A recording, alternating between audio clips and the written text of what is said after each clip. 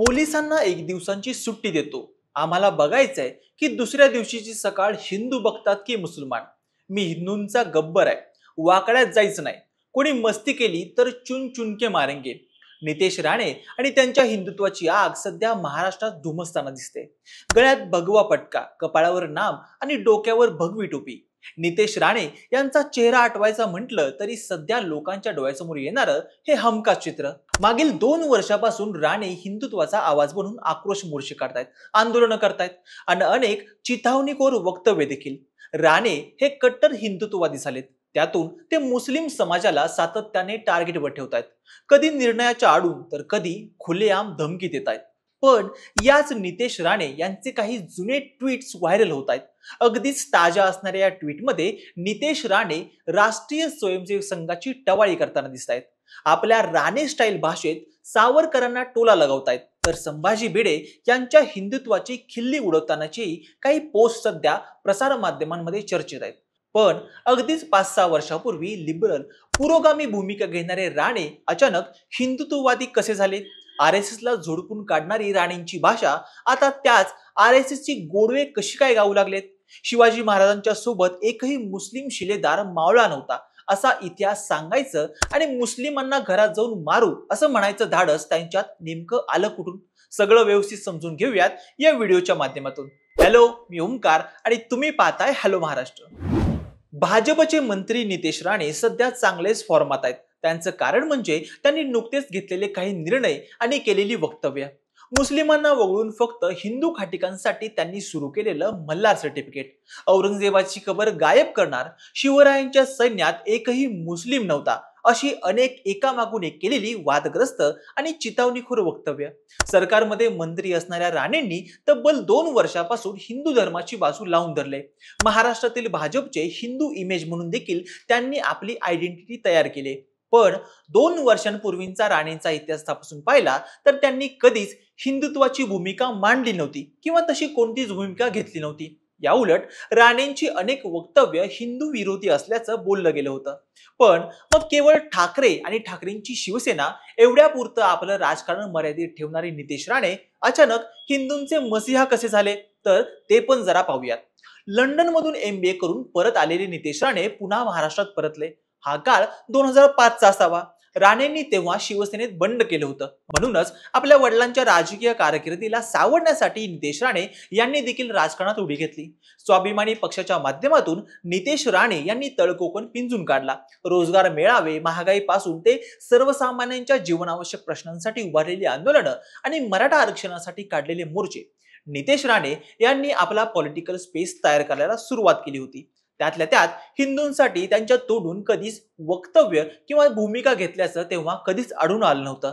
उलट त्यांच्या भूमिका या हिंदूंना कट्टरता विरोधी वाटायच्या. सावरकरांनी ब्रिटिशांची 4 वेळा माफी मागितली होती. ते तरुणांसाठी आदर्श नाही, उलट या पिढीसाठी कलंक आहेत अशा आशयाची आणि अशी अनेक स्टेटमेंट नितेश राणे यांनी ट्विटर या समाज माध्यमावरून पोस्ट केली होती. शाहू महाराजांना सोडून सावरकरांना भारतरत्न देण्याची मागणी करणं म्हणजे बहुजन समाजाचा अपमान करणं. यासोबतच संभाजी भिडे यांची ही खिल्ली थट्टा उडवण्याचा कार्यक्रम लावला होता. त्यांच्या या जुन्या ट्विटचे स्क्रीनशॉट सध्या व्हायरल होतात आणि नितेश राणे हेच का तुमचं हिंदुत्व असा सवालही त्यांना विचारण्यात होते. त्यामुळं हा सगळा गेला बाजार इतिहास नीट चाळून पाहिला तर नितेश राणे यांचा वैचारिक सामाजिक वारसा कधीच जहाल हिंदुत्वाचा नव्हता. उलट नारायण राणे ठाकरेंच्या शिवसेनेतून बाहेर पडून काँग्रेसमध्ये गेले होते. त्या काळात नितेश राणे देखील भाजपच्या हिंदुत्वावर अगदी कडव्या शब्दात तोंड सुख घेत होते. आधीच डझनभर प्रादेशिक पक्ष असल्यामुळं राणेंनी आपला स्वाभिमानच भाजपमध्ये विलीन केला. नारायण राणे राज्यसभेतून खासदार झाले, मंत्री देखील झाले. ठाकरे आणि ठाकरे यांची शिवसेना यांना नुसतं चुचकारून राजकारण करणं यापुढे शक्य नव्हतं. म्हणूनच पक्षात आपला पॉलिटिकल बेस तयार करण्यासाठी नितेश राणे यांनी हिंदुत्वाचा मुद्दा हाताशी धरला असावा. लोकसभा निवडणुकीच्या वर्षभर आधीपासूनच लव जिहादच्या मुद्द्यावरून नितेश राणे यांनी रान पेटवलं. महाराष्ट्र फिरून हिंदू जन आक्रोश मोर्चे काढले. लव जिहाद करणारे हे जिहादी मानसिकतेचे हिरवे साप आहेत. त्यांना इशारा द्यायचा आहे की आमच्या हिंदू बहिणींकडे वाकड्या नजरेनं पाहणं बंद केलं नाही तर तुमच्या घरात अब्बा देखील तुम्हाला ओळखणार नाहीये, असा दम नितेश राणे यांनी दिला होता. राणेंनी महाराष्ट्र पिंजून काढला. जन आक्रोश मोर्चे, आंदोलनं बंद पुकारून आपली हिंदुत्ववादी इमेज त्यांनी आणखीनच बिल्डअप केली. राणेंना धर्मसंसद आणि हिंदू धर्मातील महत्वाच्या कार्यक्रमांना प्रमुख पाहुणे म्हणून आमंत्रित केलं जाऊ लागलं. प्रत्येक दिवस जसा मावळू लागला तसा राणेंच्या हिंदुत्वाचा कडवटपणा वाढतच जात होता. तो आणखीनच मुस्लिम विरोधी बनत चाललाय.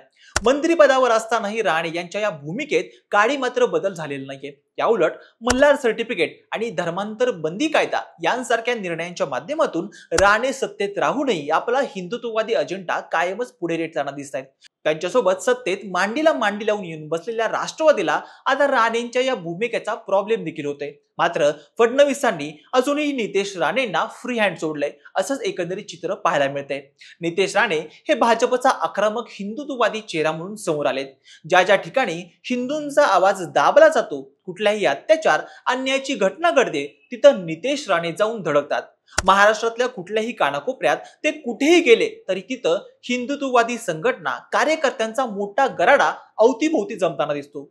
पण राणेंचं हे हिंदुत्व खरं असेल तर मग भाजपात येण्याच्या आधी ते नेमकं गेलं कुठं होतं? हायकमांडने काही खास जबाबदारी दिली म्हणूनच राणे हिंदुत्ववादी झालेत की खरंच त्यांनी हिंदूंच्या संरक्षणाची जबाबदारी घेण्याचा प्रण स्वतःशी केलाय, ते मात्र येणाऱ्या काही दिवसात समजेलच. पण मग हेच राणे संभाजी भिडे यांच्या हिंदुत्वाची टिंगल करणारे, RSS वर टीका करणारे आणि सावरकरांच्या प्रखर राष्ट्रवादावर शंका घेणारे होते. ते काही फारसं मनाला पटत नाहीये. राणेंच्या या सडनली झालेल्या हिंदुत्वाच्या भूमिकेतील बदलाबद्दल तुम्हाला नेमकं काय वाटतं?